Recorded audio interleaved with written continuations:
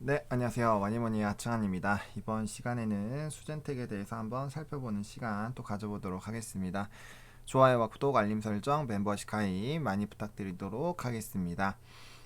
일단은 오늘 좀 주가가 많이 올랐습니다. 일단 캔들 자체로 봤을 때는 시가가 저가이면서 고가가 종가인 모처럼 가득 찬 양봉이 나왔습니다. 그래서 캔들로만 해석을 하면 사실 오늘 봉은 굉장히 기분 좋은 봉이죠. 그리고 바닥권에서 나왔다라는 그런 또 본다라면은 뭐 나쁘지가 않고요. 또 조금 스트레스를 받으시는 부분들은 아마 이제 모건이랑 스탠리가 또 담았습니다. 외국인이 또 담아주는 모습들을 보면서 이제 얘네들 또 까는 거 아니야? 라는 그런 고민을 많이 하고 계실 거예요. 메릴 린치 진짜 이런 애들은 요즘에 왜 자꾸 이렇게 좀 분위기 좋게 샀다가 또 팔아가지고 패대기 치고 그런 좀 초를 많이 치죠. 그런 부분들이 조금 거슬리긴 하지만 어쨌든 그래도 오늘 상승하는데 그래도 꽤 기여를 했죠. 왜냐면 4만 주나 매수를 해줬기 때문에 거래량 중에서 어, 어쨌든 오늘 상승에 좀 많은 기여를 한 거는 맞습니다. 다만 얘네들이 단타를 치고 나갈 확률은 굉장히 높기 때문에 그 부분은 우리가 염두를 해야 된다. 라는 생각을 좀 하셔야 되지 않을까라고 보고 있고요. 일단은 차트적으로 좀 먼저 보겠습니다. 드디어 60분 봉상 역배열이 깨지려고 하고 있어요. 60분 봉상 역배열이 깨지려고 하고 있는데 자 보시면은 우리가 정말 한참 동안 이 60분 봉상 정배열이 깨졌죠. 여기서 깨진 다음부터 이제 개파락이 나오면서 정말 무던히도 괴롭혔습니다. 우리를 지금 보시면은 요때도 한번 이제 한번 깨주는가 싶었는데 여기서 한번 아작 났고요. 그죠? 우리가 패닉을 했었던 그죠? 여기 이제 4번 찍어 누르면서 못 올라가게 박살을 냈었고 그 다음에 다시 역배열이 또 나오면서 또 가다가 이제 조금 뭔가 또 요때도 27,800원 요때도 시도를 계속 하다가 결국에는 위로 올라가지 못하고 또 부서졌죠. 그래서 정배열 상태가 계속 유지가 안 됐었습니다. 그래서 역배열이 계속 유지가 되면서 이 하락 흐름들이 유지가 됐었는데 지금 드디어 다시 한번 좀 깨보려고 하는 상황이죠. 보시면은 지금 이 60분 봉상 장기선들을 깰 때 보면은 단기는 그렇게까지 잘 따라오지 못하는 상황이었거든요. 이때도 마찬가지고. 그래서 요번에는 반드시 이걸 뚫어줘야 됩니다. 지금 뚫어주려고 시도는 했었는데 다 이평선에 걸려서 찍혀 놀렸거든요. 근데 지금은 이제 여기 보시면은 또 어떻게 보면 바닥상으로는 쌍바닥이 또 나왔죠. 쌍바닥이 나온 상태에서 게다가 지금 이미 단기 평선이 끌어올리기 시작을 했단 말이죠. 지금 이 복만 보더라도 캔들만 보더라도 5일선 당연히 지금 상승하는 흐름으로 나오는 거고 그 다음에 이제 11선 같은 경우도 지금 캔들이 여기 5개 하나 둘 셋 넷 다섯 여기이다 보니까 지금 두 거래일 동안은 얘네들이 조금 빠져도 얘네는 올라요. 얘도 기준점 여기이기 때문에 여기 13,800원으로까지만 안 빠지면은 5일선도 올라가는 그런 상황이죠. 근데 이제 60봉을 보면은 지금 여기 가격 그러니까 지금 가격보다 높아지기 시작하면은 단기간에 얘도 이렇게 멈추는 거죠. 하락이 멈추는 거고. 그 다음에 이제 120을 보면은 한참 위에 있고 이제 쭉쭉 빠질 거기 때문에 얘 밑으로 깔린다라는 거죠. 그럼 120은 밑으로 깔릴 텐데 얘는 밑으로 깔리면서 얘는 옆으로 기기 시작하고 얘네들 뚫어 올라가기 시작하면은 정배열이 만들어질 수 있다라는 거예요. 그래서 그런 부분이고 그 다음에 이게 눌리는 라인들이 하루 이틀 3일 정도 3, 4일 정도만 내려오면 여기 가격대로 들어오기 때문에 충분히 얘도 내려오다가 옆으로 긴다라는 거죠. 그래서 빠르게 정배열이 만들어질 수 있는 그런 타이밍입니다. 그렇기 때문에 지금 분봉상 움직임을 굉장히 좀 집중해서 보셔야 되지 않을까라는 생각이 들어요. 그래서 그런 부분들은 좀 나쁘지가 않은 상황이고 일봉상으로 보면은 아직까지야 뭐 그쵸? 아직 갈 길이 한참 멀었죠. 한참 멀었는데 일단은 여기 그래도 13,000, 14,000원 라인에서 조금 또 횡보 라인을 만들어 주고 있습니다. 좀 지지를 하려고 많이 노력을 하고 있고 지금은 제가 최근에 느낀 거는 좀 어디인지는 잘 모르겠지만 매수 주체가 좀 있는 것 같습니다. 그래서 좀 주가가 더 안 떨어지게 하려고 굉장히 좀 노력을 하는 것들이 약간 호가창에서 저는 좀 보이거든요. 그래서 뭐 제 느낌일 수도 있지만 제가 생각하기에는 좀 매수 주체가 좀 있지 않나라고 보고 있고요. 주봉상으로도 어쨌든 요 밑에 뭐 라인들 좀 그려보면은 밑에로도 하나 더 있긴 하지만 어쨌든 좀 라인에 걸쳐 있는 그런 상황이고요. 월봉상으로도 보면은 뭐 사실 말도 안 되게 빠졌죠. 여기 횡보 라인에 지금 걸쳐 있는 그런 라인인 거죠. 여기 라인에 걸쳐 있다라고 보시면 될 것 같아요. 그래서 굉장히 좀 중요한 부분이긴 합니다. 여기까지 무너지면 하방이 또 크게 열릴 수가 있는 사실 라인이기도 했죠. 근데 뭐 지금도 사실 너무 충분히 많이 진짜 너무 많이 빠지지 않았나라는 생각이 듭니다. 이때랑 비교했을 때 그 기업의 내재 가치라는 거를 생각을 해봤을 때는 정말 너무 많이 빠졌다고 생각을 합니다. 그래서 그런 부분에서는 뭐 충분히 많은 좀 하락이 있지 않았나라고 보고 있고요. 그다음에 뭐 우리가 여전히 좀 그런 것들을 기다리고 있죠. 어, 업데이팅이 지금 뭐 크게 된 거는 없는 걸로 제가 알고 있기는 한데 어쨌든 우리가 그래도 계속적으로 기다리고 있는 거 이제 항원 FDA 보안 왔다 갔다 하는 거 있으니까 그거에서 이제 결과가 어떻게 나오는지 좀 봐야 될 것 같고 홈키트도 어쨌든 1차는 통과가 된 거잖아요. 그러다 보니까 후발 나오는 것들 그다음에 이제 중앙체가 요즘에 뭐 배정 이후에 뭐 크게 흐름이 지금은 없어 보이긴 하는데 어쨌든 담당자 배정을 받았다라는 거 빨리 받았다라는 것만으로도 좀 이렇게 진행 사항이 다른 이 항원이랑 비교했을 때 사실 굉장히 빠른 거죠. 그래서 너무 그렇게 실망할 필요는 없을 것 같고요. 그다음에 이제 파이프라인들이 지금 많이 있는 상황인데 조총 이후에 어쨌든 뭐 새로운 파이프라인 이쪽이 좀 기대가 되는 것 같아요. 저는 개인적으로 거기에 또 어떤 게 나오느냐에 따라서 굉장히 큰 힘이 되지 않을까라고 보는데 어차피 치매 같은 경우도 이제 국책과제 우리가 치매를 계속 잊으면 안 돼요. 올해 어쨌든 국책과제 완료 예정이기 때문에 그거에 따른 또 새로운 또 모멘텀이 또 터져 나올 수가 있는 거고 그럼 만약에 결핵 알러지 치매가 다 나온다고 했을 때 지금 두 개는 나왔고 하나만 남았잖아요. 나오는 상태에서 주총 이후에 이제 새로운 파이프라인에 대한 이게 암 쪽일 가능성이 굉장히 높은데 만약에 그걸로 진행이 된다면 굉장히 좀 크게 기대가 되지 않을까라고 보고 있습니다. 그런 상황이고 자 이거 이 계산을 좀 볼게요. 체외 진단 시장 기기 동향인데 일단은 이거 2020년 7월 28일 기준입니다. 코트라에서 나온 자료고요.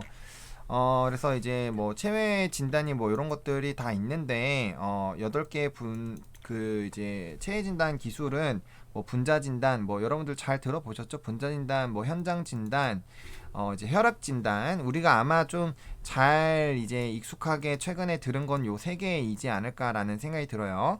그래서 요런 체외 진단 시장이 있는데 지금 보시면은 연평균 한 4.5%씩 성장하고 있는 그런 시장이고 그 다음에 이제 달러로 쳤을 때 2018년이 612억 달러예요. 그러니까 굉장히 큰 규모죠. 엄청나게 큰 규모고 그 다음에 이제 이 2026년까지 계속적으로 성장을 한다는 거죠. 그래서 계속적으로 이 시장은 높아질 예정입니다. 그게 왜 그러느냐? 업계 전문가들은 이제 빠른 질병에 대한 진단의 수요가 증가하고 있고 최근에 이제 뭐 이런 우리가 결핵도 조기 진단이 가능하다라는 그런 장점이 있죠. 그러다 보니까 굉장히 좀 기대가 되는 부분이고요. 또 혈액으로 하잖아요. 그런 상황이고 지속적으로 많은 암들도 요즘에는 이런 체외 진단도 병용을 하려고 하고 있다라고 합니다. 그러다 보니까 그 시장은 앞으로 가면 갈수록 엄청나게 커질 수가 있다라는 거죠. 그러니까 사전 진단에 대한 수요가 계속적으로 증가를 하고 있다라는 거예요.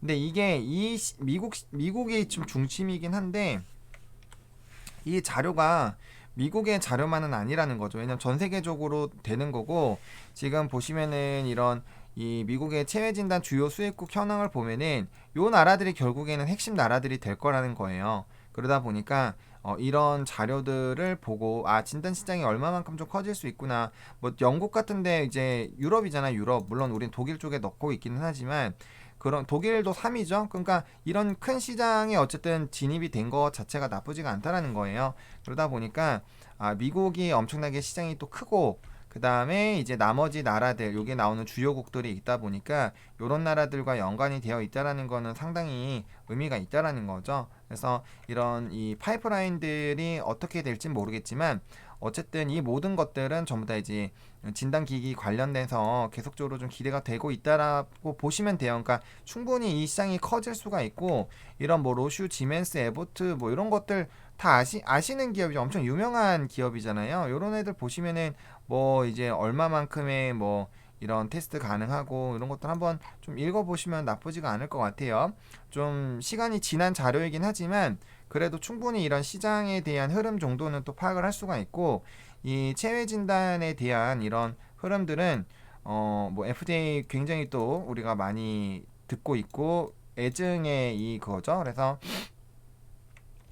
보시면은 계속적으로 이 이렇게 보시면은 체외 진단 쪽으로 계속적으로 이 진입 장벽이 높아지고 있고, 그 다음에 이제 밴더로 해서 이 유리하고 이제 이런 것들에 대한 부분들을 좀 체크를 할 수가 있거든요. 그래서 이런 체외 진단 시장이 점점 커질 수 있다. 그러니까 진단주들이 코로나19뿐만 아니라 다른 체외 진단으로 넘어갔을 때 굉장히 또 다양한 것들을 할 수가 있다. 그리고 그 시장이 정말 어마어마하게 크다라는 것들을 요 시장에 대한 이제 규모 자체로 파악을 하실 수가 있다라는 거죠. 엄청나게 큰 시장이죠.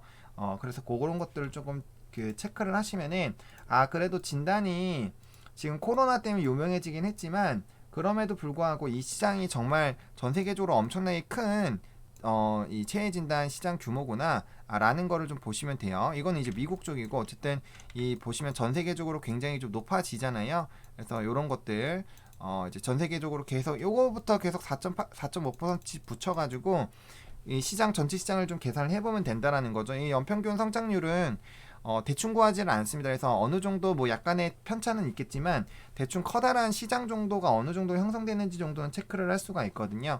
그러다 보니까 그런 느낌으로 좀 보시면 좀 좋을 것 같고요.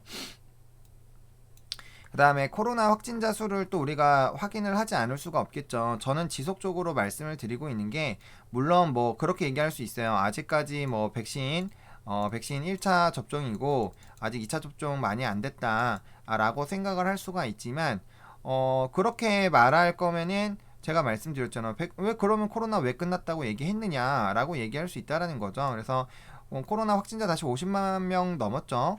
그러니까 제가 말씀을 드렸던 부분은 코로나가 그렇게 만만한 놈이 아니라는 거예요. 그렇게 쉽게 백신 딱 나와서 잡힐 거였으면은 이렇게 오래 가지도 않습니다, 여러분들. 이렇게 오래 가지도 않아요. 그러니까 이 부분은 저는 당연한 결과라고 생각합니다. 그러니까 백신보다는 전 세계적으로 마스크를 쓰고 거리두기를 잘 해서 이게 좀 덜 된 거지, 백신만으로 이렇게 됐다라고 절대 말할 수 없다라고 보거든요. 자, 그 이유가, 자, 미국 다시 확진자 다시 늘어나고 있죠. 얘네들도 미국도 많이 하고 있고, 일단 기준은 전 이스라엘로 보거든요. 얘네 지금 그 2차 접종률까지 해서 굉장히 많이 됐어요. 93%인가? 아무튼 굉장히 많이 되어 있는데, 지금 확진자가 얘네가 백신 맞기 전에 4,000명? 3,000명대 왔다 갔다 했거든요. 근데 최근에도 지금 어제가 1,800이었고 그 전에가 3,000대였어요. 그러니까 얘네도 급락이 왔다 갔다 하는 거예요. 하지만 뭐예요? 그렇게 많이 맞아도 코로나가 계속적으로 이게 확진자 수가 많이 있다라는 거예요. 근데 이런 상황인데 백신 나왔다고 진단이 끝났다? 이 진짜 이거는 제가 봤을 땐 이거는 정말 아닌 것 같아요. 정말 아니라고 생각합니다. 그리고 백신이 나와도 진단 계속 해야 되잖아요. 이거 어떻게 하나요, 여러분들? 진단을 하니까 신규 확진이 있는 걸 알죠. 그렇지 않나요? 그래서 그런 것들 보시면 좋을 것 같고요. 코로나 라이브 보면은 요게 또 있어요. 그 지금까지 누적에 대한 그 검사자에 대한 부분이 나오잖아요. 그러니까 이게 누적에 대해서 나오는 건데, 세계적으로 보더라도 지금 계속적으로 이제 뭐 진단수 그리고 이제 뭐 이런 것들을 봤을 때 계속적으로 좀 늘어나고 있다라는 거죠. 그러니까 진단도 같이 늘어난다라는 거예요. 그래서 여기서 보시면은 뭐 백신도 보시면은 백신도 많이 늘어나고 있긴 하죠. 그래서 지금 뭐 1차 접종 들어가고 있고, 물론 2차 접종까지 돼야 된다고 하지만 어쨌든 그런 부분들을 좀 생각을 해보실 필요가 있습니다. 그리고 오늘 또 사회적 거리두기 또 추가가 됐죠. 그래서 그런 부분들, 이런 것들 좀 자세하게 잘 업데이팅이 되어 있으니까 이런 것들 좀 체크를 해보시면 좋을 것 같고, 지금 우리나라도 검사자 아직까지 700만밖에 안 돼요. 그래서 이게 다른 나라들도 마찬가지. 지금 아직도 한참 검사를 할 게 아직도 한참 남았다라는 거예요. 그래서 그런 것들 좀 보시면 좀 좋을 것 같고요. 그 다음에 자, 이 항체 검사에 대한 부분. 자, 보시면은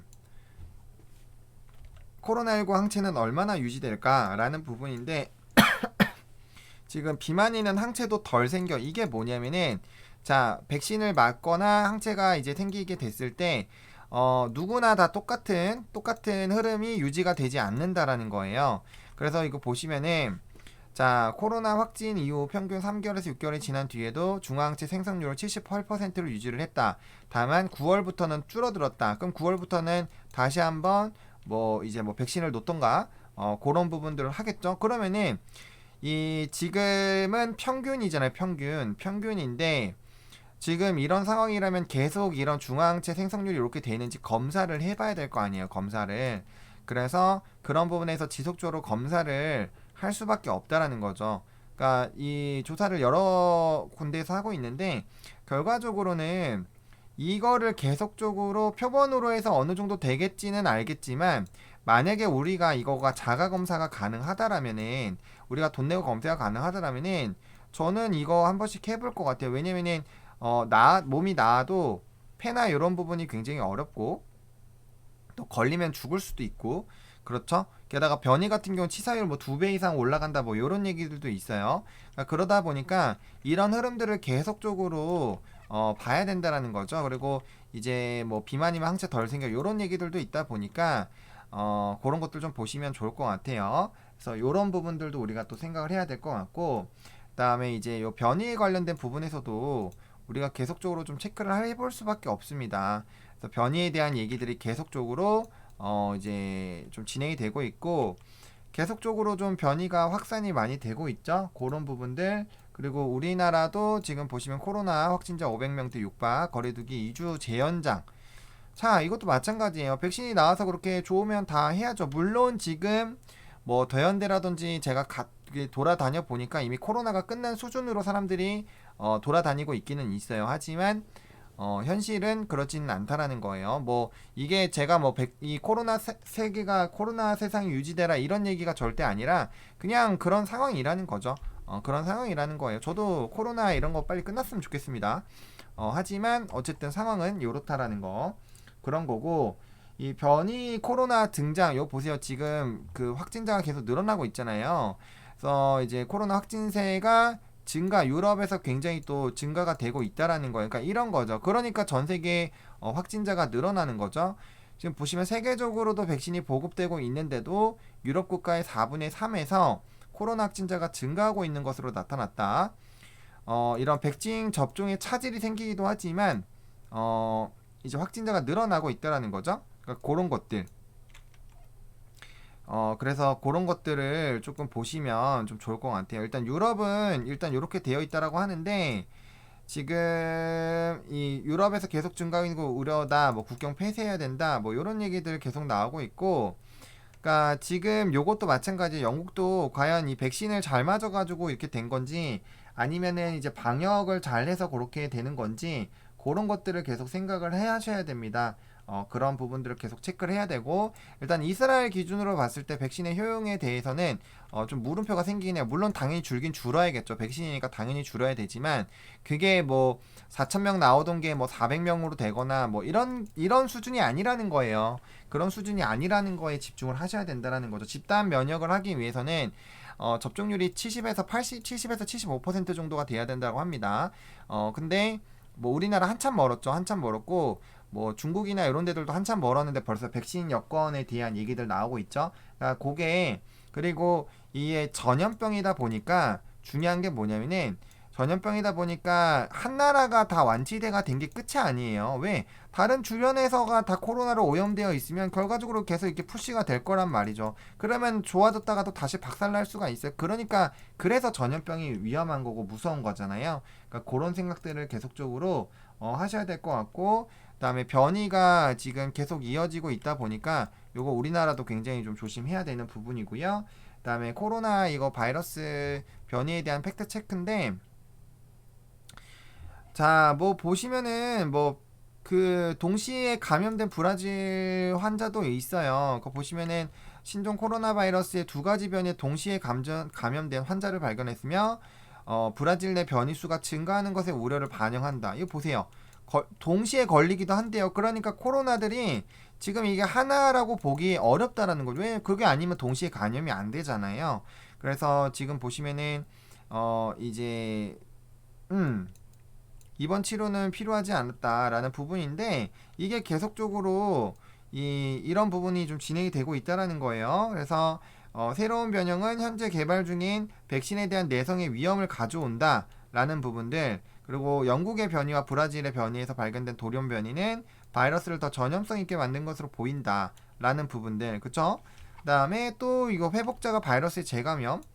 그러니까 이게 그럴 수밖에 없죠. 두 개가 동시에 걸린다면은 이거는 내가 극복을 해도 얘는 안 됐으니까 다시 걸릴 수가 있다라는 거예요. 이 이어지는 기사인 거죠. 그래서 그런 부분은 재감염이 계속된다. 즉 이게 뭐냐?